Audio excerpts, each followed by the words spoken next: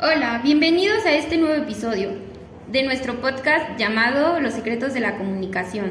Nosotros somos estudiantes de la Facultad de Psicología y contamos con la presencia de Angélica Nayeli Cepeda Ortega, Antonio Torija, Itzel Andrea García González y Carla Ortega Hernández.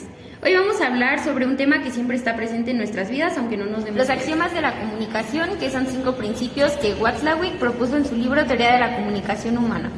Básicamente explican por qué a veces nos entendemos tan bien y por qué otras veces todo termina en malentendidos.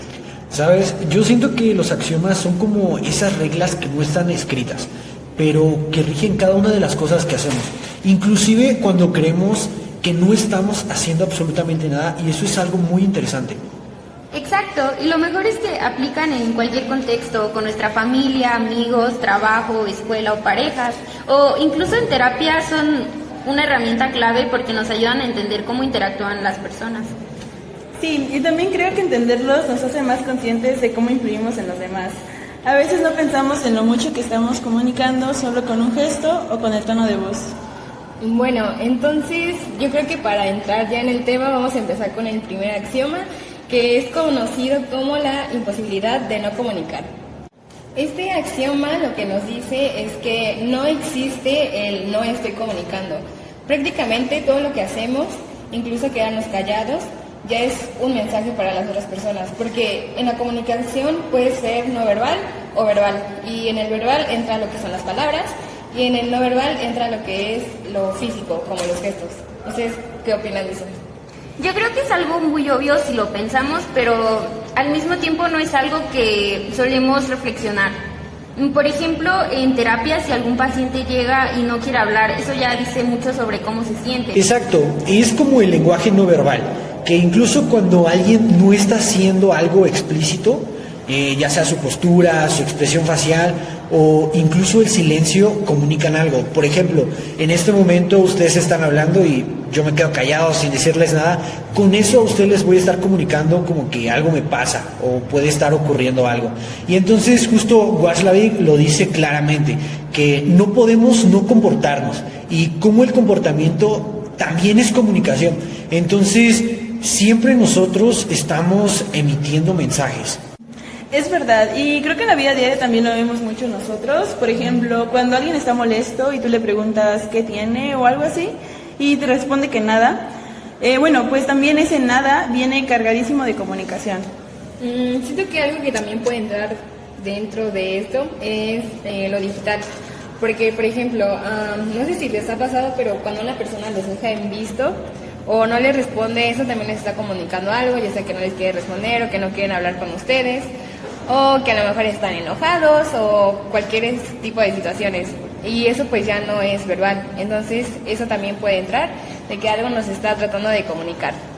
Claro, ustedes tienen mucha razón, porque es como si el silencio o la ausencia fueran una forma de lenguaje que no tenemos presente normalmente. Sí, la verdad es algo muy interesante y bueno, yo creo que ¿alguien tiene otra opinión? No. Todo bien. Vale, entonces yo creo que podemos seguir con el siguiente axioma. Bueno, el siguiente axioma que veremos se llama los niveles de contenido y relaciones de la comunicación. Este axioma nos dice que toda comunicación tiene dos grandes aspectos. El primero es el de contenido, que es lo que decimos literalmente, y el segundo es el relacional, que es la relación que tenemos con la persona con la que nos estamos comunicando. En este caso, el aspecto relacional clasifica al de contenido y a eso se le llama metacomunicación. Que la metacomunicación es cómo entendemos el mensaje y la forma en la que afecta lo que se interpreta del contenido, cómo se dice o qué relación hay. Y también incluye el tono de voz, gestos, postura y contexto. En este axioma encontramos una posible patología, que es el doble vínculo, recordando que una patología es un conjunto de pensamientos, emociones o conductas desproporcionadas e inadaptadas en el tiempo. Estas patologías pueden producir sufrimiento, malestar, bloqueos o incapacidad en las personas que se manifiestan. Pero volviendo a lo del doble vínculo, es cuando dos o más personas participan en una relación complementaria, que esto es la idea de que la otra persona me complementa porque tiene algo que a mí me falta y a su vez se crea una dependencia. Ya que es una relación muy intensa y de supervivencia, porque se cree que se necesita de la otra persona para sobrevivir. Hay que recordar que aquí un integrante lanza una afirmación y luego la reafirma el mensaje con otra afirmación. Esas normalmente son contrarias aunque se digan el mismo mensaje. ¿No se han escuchado la frase de te amo, por eso te celo? Yo creo que a esa frase entra en este contexto. También el receptor no puede evadir el mensaje y le puede generar dos opciones, se puede elegir una de esas dos, ya sea metacomunicar o retirarse. Y justo, o sea, después de eso, una vez que haya aceptación de parte del receptor o de alguna de las dos partes, la relación y el doble vínculo se mantienen. Entonces se impone una nueva forma de comunicación y conductas paradójicas que hacen que las futuras relaciones sean iguales, o sea, complementarias. En resumen podemos decir que en este axioma se dice que todo mensaje tiene dos partes. Una es el contenido, que es lo que literalmente estás diciendo, y la segunda parte que es la relación, que es cómo lo dices y cómo afecta a quien lo recibe. Exactamente, y por ejemplo, si yo dijera, ¿podrías ayudarme? En un tono amigable suena a una petición tranquila, genuina, pero ¿qué pasa si lo digo con sarcasmo? ¿Podrías ayudarme? O sea, suena a que puede interpretarse como una crítica o una queja inclusive. Entonces, ahí es donde el tono en que también decimos las cosas cuenta muchísimo para que la otra persona pueda entender nuestro mensaje. Y ahí es donde justamente entra lo de la metacomunicación. Exactamente, también pasa mucho con los mensajes de texto, no sé si les ha pasado, pero por ejemplo yo una vez le mandé a una amiga un está bien, así sin emojis ni stickers, y por el tipo de relación que tengo con mi amiga se vio muy cortante. Entonces mi amiga pensó que yo estaba molesta. El contenido en sí del mensaje decía que todo estaba bien, pero por la relación entre nosotras hizo que lo interpretara como frío o cortante. Y pues otro ejemplo sería, por ejemplo, en terapia, que cuando un terapeuta pregunta cómo te sientes, pero lo hace sin empatía, el paciente puede percibir que no hay un interés en saber cómo realmente se siente. Entonces no solo importa lo que dices, sino también la forma en que lo haces. Eso es muy interesante porque eso también conecta mucho con generar malentendidos. Porque a veces creemos que el contenido es claro para la otra persona, pero la relación cambia totalmente su interpretación. Y hay que recordar que si tenemos buena relación con el otro, el mensaje puede ser tomado en cuenta y de buena manera. Pero si en otras ocasiones no tenemos una buena relación con la otra persona, el mensaje será rechazado o visto de mala manera.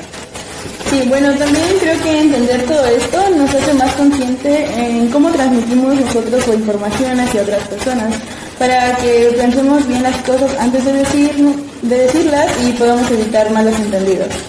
Pero bueno, ahora que ya dijimos todo esto, vamos a pasar con el tercer axioma, que es la puntuación de secuencia de hechos. Este tercer axioma de la comunicación dice que la naturaleza de una relación depende de la puntuación de las secuencias de comunicación entre los comunicantes. Pero como que esta definición está un poco confusa, entonces vamos a definir bien qué significa esto. Básicamente significa que cada persona interpreta la interacción según cómo percibe el inicio y la continuidad de una conversación. El problema aquí es que en la mayoría de veces ambos participantes de la conversación ven la situación desde puntos diferentes y es ahí donde empiezan los conflictos. A esto se le llama discrepancia de las puntuaciones, que es cuando cada cosa que hacemos implica la respuesta de otras personas, pero las personas no logran ponerse de acuerdo para determinar quién comenzó el proceso de comunicación. Aquí hay una recursividad y no se puede parar. Por ejemplo, imaginemos a una pareja.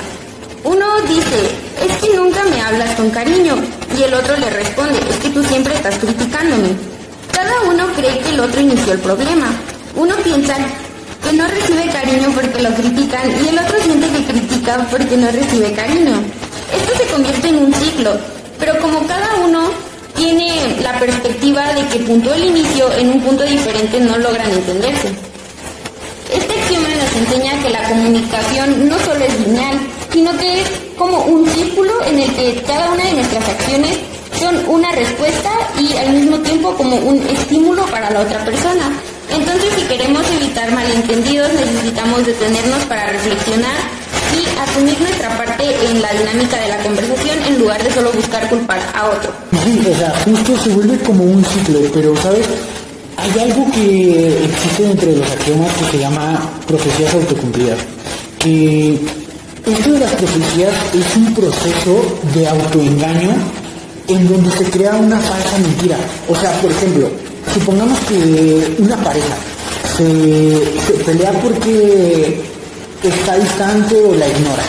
Entonces esta persona dice, ok, mi pareja está distante, me está ignorando. Cuando la realidad puede ser que, no sé, simplemente estaba triste o algo así.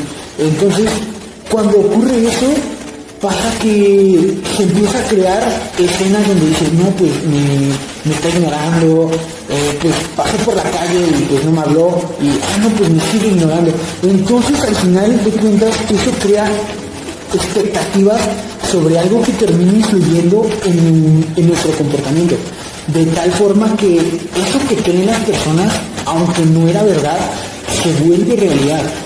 Entonces, por eso se llaman profecías autocumplidas, porque se autocumplen pero dentro de tu mente. Entonces, eso se vuelve algo que no era cierto en un principio, pero la forma de actuar hizo que se cumpliera.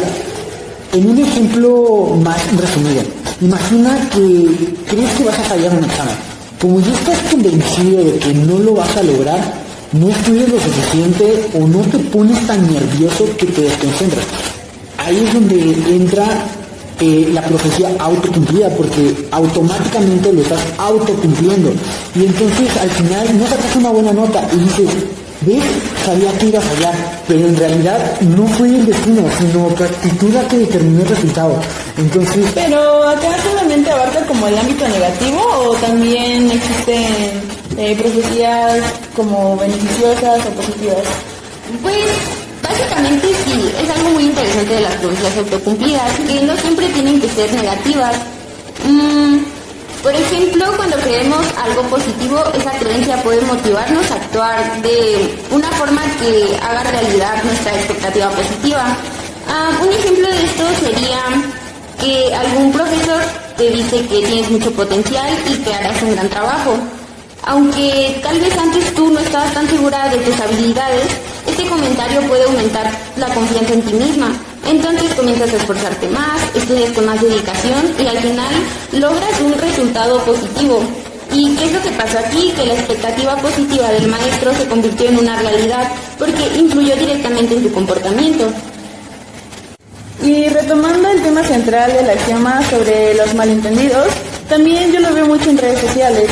A veces alguien publica algo y otra persona lo toma como una indirecta. Y lo que hace es responderle con el mismo tono. Y de ahí se arma todo un hilo de discusión sin que nadie sepa exactamente quién es razón. Al fin y al cabo es como un efecto de bola de nieve, porque aquí las interpretaciones de cada quien hacen que las cosas se intensifiquen. Y también pasa mucho en las discusiones, porque cuando no se comunica desde el mismo punto no hay una buena comunicación.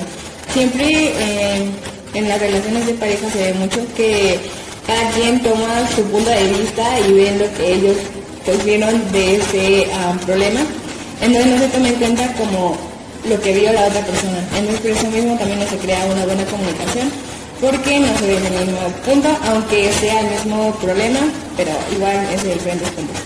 Exactamente, y justo Watzlawick explica que entender este axioma nos puede ayudar a romper muchos ciclos, pero por supuesto que esto requiere de mucha conciencia personal. Sí, eso es muy cierto, pero bueno, ahora que concluimos esto, yo creo que podemos pasar al siguiente axioma. Y, oye, ¿cuál es el cuarto axioma? El cuarto axioma es sobre la comunicación digital y analógica, que dice que los seres humanos nos comunicamos justo de forma digital y analógicamente. El lenguaje digital cuenta con una sintaxis lógica sumamente compleja y poderosa, pero carece de una semántica adecuada en el campo de la relación, mientras que el lenguaje analógico posee la semántica, pero no una sintaxis adecuada para la definición inequívoca de la naturaleza de las relaciones. En palabras más concretas, podemos decir que este axioma diferencia entre el lenguaje digital, que prácticamente son las palabras en sí, y el analógico, que es todo lo que no es verbal, como los gestos, el tono de voz, las emociones, todo lo que tiene que ver con nuestro cuerpo. Justamente nos recuerda que no solo hablamos con palabras, sino también con el cuerpo y emociones. Pensemos en esto. Las palabras que usamos son como un mapa, pero el tono de voz, nuestras expresiones y nuestros gestos son la brújula que le da sentido al mapa. Y es aquí donde las cosas pueden complicarse un poco.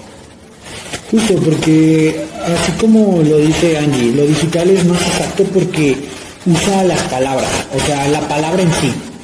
Y ya lo analógico viene a ser algo más emocional. Por ejemplo, si digo todo bien, la palabra todo bien, que significa literalmente todo bien.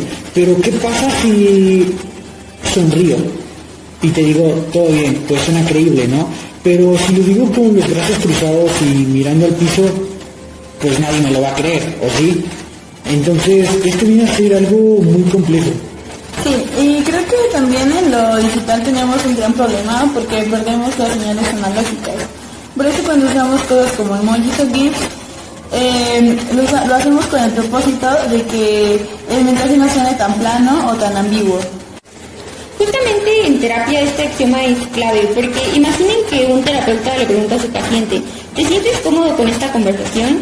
Y el paciente responde, sí, todo bien, pero al mismo tiempo está agachado, evita el contacto visual y su tono de voz es muy bajo. Entonces aquí el terapeuta necesita interpretar la comunicación análoga, porque puede estar diciendo algo mucho más importante que las palabras. Esto nos permite profundizar y sobre todo el terapeuta puede interpretar que tal vez el paciente se siente un poco tenso y es aquí donde decide preguntar si quiere hablar más sobre cómo se siente. Al observar lo no verbal, el terapeuta puede captar lo que el paciente no está expresando con palabras. Sí, estoy totalmente de acuerdo contigo. Y pues al fin y al cabo este axioma nos muestra lo complejo que es transmitir y entender un mensaje de manera completa. O sea, lleva muchas fases y también se necesita de muchas cosas para poderlo entender de la mejor manera. Pero bueno, yo creo que podemos pasar también ya al siguiente axioma que vamos a ver y ya va a ser el último. Ahora, Y bueno, el último axioma que veremos se llama interacción simétrica y complementaria. En el ámbito de la comunicación, la simetría y la complementariedad se refieren a la relación de poder que tienen los individuos. Por ejemplo, en la comunicación simétrica se da cuando las personas tienen un poder equivalente en el intercambio. Por ejemplo, cuando conocen la misma información. En este tipo de comunicación, los participantes tienden a igualar su conducta recíproca.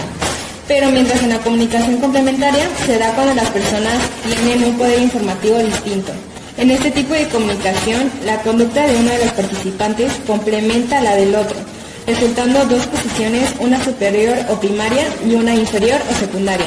Dependiendo de cuál sea el caso, el mensaje será interpretado de forma distinta. Perfecto. Ahora para profundizar un poco más, ¿ustedes cómo creen que influyen las dinámicas culturales en las relaciones simétricas y complementarias? Esta es muy buena pregunta. Yo creo que principalmente en nuestra cultura latinoamericana las relaciones complementarias son muy comunes porque hay un respeto muy marcado hacia figuras de autoridad como nuestros padres o nuestros jefes. En cambio, en algunas culturas más individualistas como las norteamericanas se valora más la simetría porque hay un énfasis en la igualdad y en la independencia. y sí, o sea, esto tiene muchísimo sentido pero, ¿sabes? También depende del contexto. Por ejemplo, en una relación entre amigos, puede ser simétrica o igual en lo emocional, pero también puede ser complementaria en lo práctico, como cuando a lo mejor uno es mejor dando consejos que el otro. Estoy muy de acuerdo contigo. Es como si las relaciones fueran un baile constante entre simetría y complementariedad, adaptándose según las necesidades de cada momento. Pero si una cultura o contexto impone demasiado un tipo de relación, eso puede ser muy problemático. Sí, eso es algo muy interesante. Pero entonces, ¿qué hay del impacto psicológico de estas dinámicas? ¿Cómo creen que afectan a las personas? Pues las relaciones simétricas al promover igualdad suelen fortalecer la autoestima, pero realmente si se vuelven demasiado competitivas pueden generar conflictos e incluso estrés. Un problema que puede ser algo común es la escalada simétrica, que es la tendencia a hacer cosas más pesadas y esto aumenta la probabilidad de violencia, porque en esta relación ambas personas tienen el mismo rango y cuando ambos tienen poder todo el tiempo pueden haber discusiones. Y sabes, en las relaciones complementarias puede haber mucha estabilidad, pero solo si hay equilibrio. Por ejemplo, en una relación de pareja donde uno organiza y el otro es más espontáneo. Pero si una parte abusa de su rol dominante, esto puede volverse tóxico y al final empeora la cosa. Justo eso, porque hay un problema que se llama complementariedad rígida, que precisamente nos dice que hay un estancamiento y no se permite el desarrollo de la otra persona y esto no puede cambiar a través del tiempo. Claro, y es ahí donde entra la importancia de ser consciente de estas dinámicas. Si entiendes que estás por una relación complementaria, puedes poner límites si empiezas a sentirte abusado. Eso nos ayuda a ver la importancia de este axioma. Pero, ¿alguien quiere agregar algo más? Tal vez que las relaciones también pueden cambiar con el tiempo. Una amistad puede empezar como complementaria, pero con los años puede volverse más simétrica. Lo importante es estar atentos a estas transiciones. Sí, justo, y también reflexionar sobre nuestra forma de comunicarnos. A veces nosotros asumimos que la otra persona entiende nuestro rol, pero saben, no siempre es así. Y bueno, creo que todo esto también nos hace un poco más empáticos, ya que al analizar estas dinámicas te das cuenta de que no todo es blanco y negro, sino que puedes buscar un equilibrio más sano para mantenerte un poco más neutral. Bueno, para cerrar, los axiomas de la comunicación nos muestran que la forma en la que nos relacionamos y nos comunicamos va muchísimo más allá de las palabras que usamos. Cada interacción está cargada de mensajes verbales y no verbales y entender cómo funcionan estos niveles de comunicación nos ayudan a evitar malentendidos y a construir relaciones más saludables. Bueno, es una excelente reflexión. Gracias por aportar tantas ideas. Creo que con esto podemos cerrar. Y bueno, eso fue todo por nuestra parte. Gracias por escuchar Secretos de la Comunicación y nos vemos en un próximo episodio.